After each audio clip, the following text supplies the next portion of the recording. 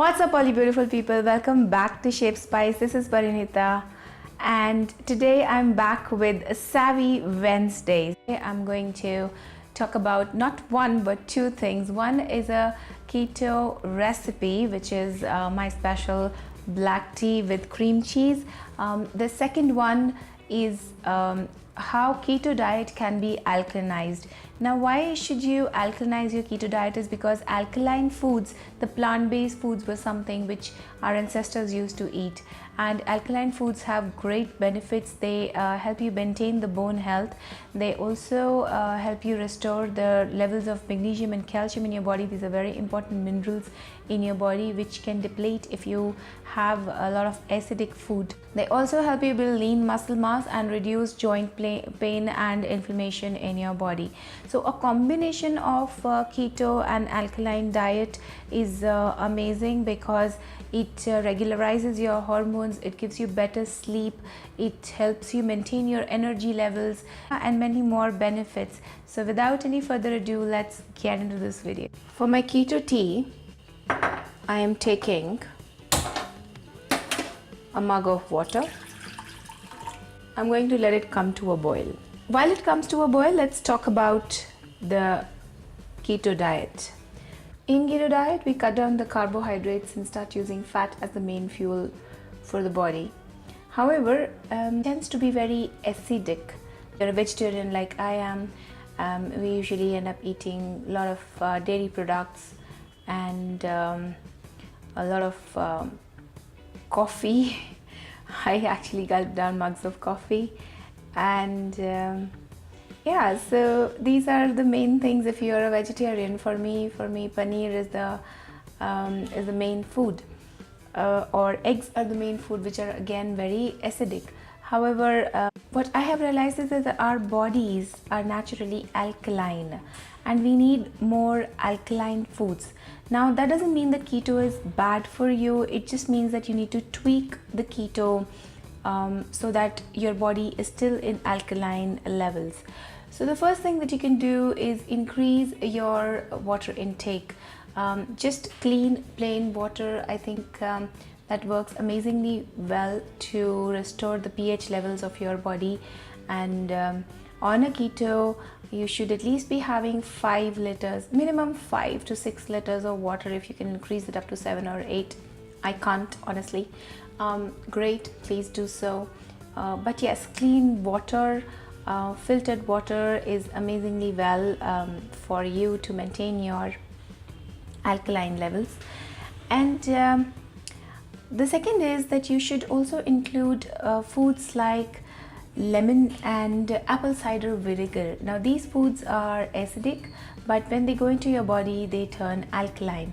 So these are amazing sources to turn your body alkaline, and you would want to include these into your diet so that you know, your body remains alkaline most of the time. You can actually sip on lemon water throughout the day, or you can have it as the first thing in the morning, or apple cider vinegar or ACV as the first thing in the morning.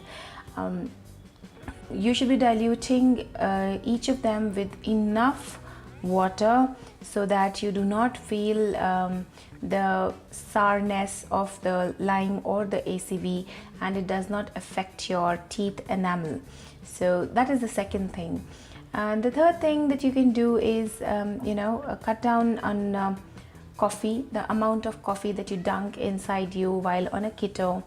You can actually cut down on that, and also restrict the amount of dark chocolate that you want to have. I know we all want to have a bit of dark chocolate while on ketosis, but yeah, these are the things that you should be staying away from, and that is what will keep your body more and more alkaline.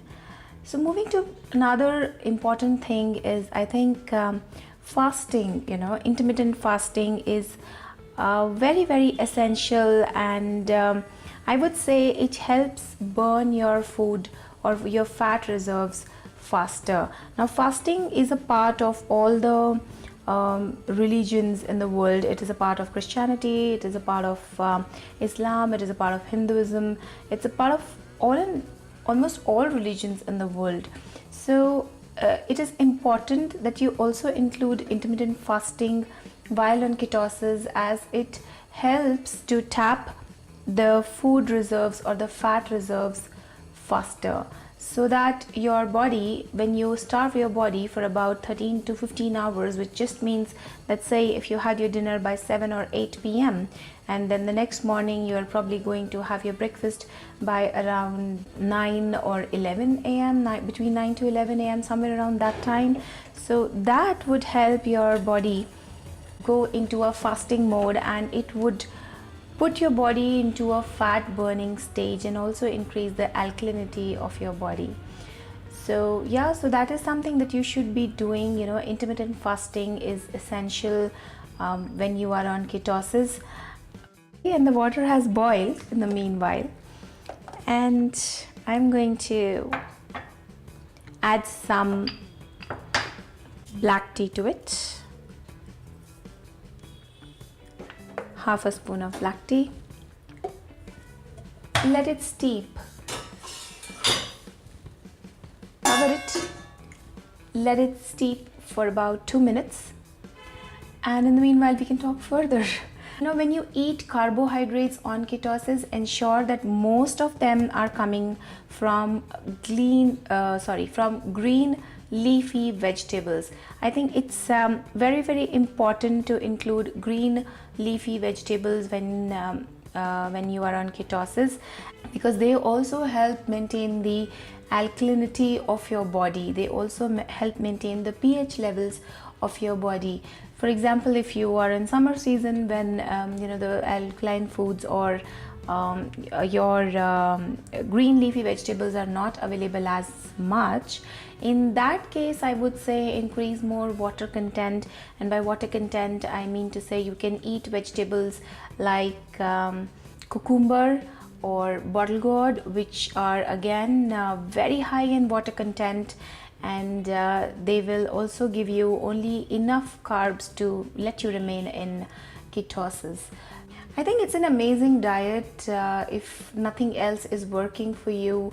But like everything, don't use it as a short-term stopgap arrangement. You need to adopt it as a lifestyle. When I say lifestyle, I do not mean that you want to do it for lifelong. I mean, I cannot live without chocolate in my life. But what I'm trying to tell you is that give it a few weeks at least when you do this diet, and when you want to keep your alkalinity levels at a certain level. You can also use pH strips, which are available to test the pH levels of your urine, and that is something that you can do.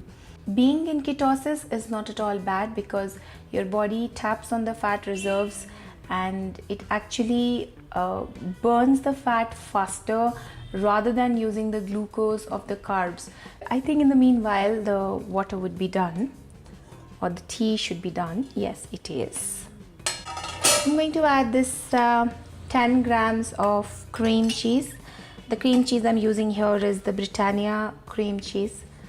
Just 10 grams of it to my mug, and I'm going to pour some of the tea into this cream cheese to let the cheese melt a tad bit.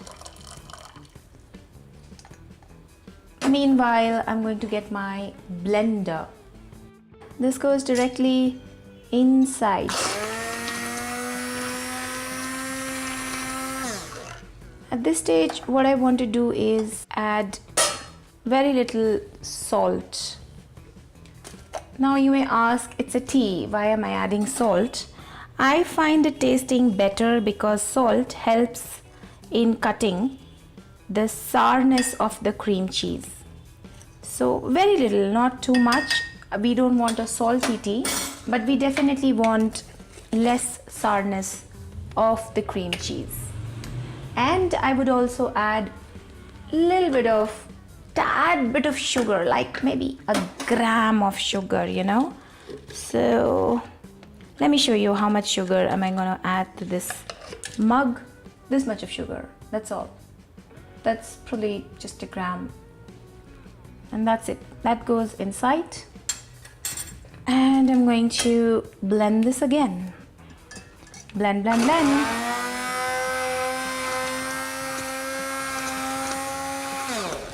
All right, I think I can add more tea to this. So my cream cheese tea is ready. I'm going to taste it. Now, I wouldn't call it yummy. You would have to acquire a taste for it. Like everything else, if you have had green tea, if you're someone who has been relying on masala chai for all your life, then this is going to be very different from that. It tastes a bit like milk, but not exactly sour milk, but a bit like milk. So yeah, but I find it very handy, as in it helps me substitute my evening tea. Do try out this recipe and let me know if you enjoy it. Do leave in comments if you want me to do more such recipes and more such chit chat sessions. I hope you liked my tips on keto, and let me know what you think about it. Yeah, and if you like this video, do give it a big fat thumbs up. Do subscribe to my channel. Share this video with your friends and family. And thank you very much for watching. Bye bye.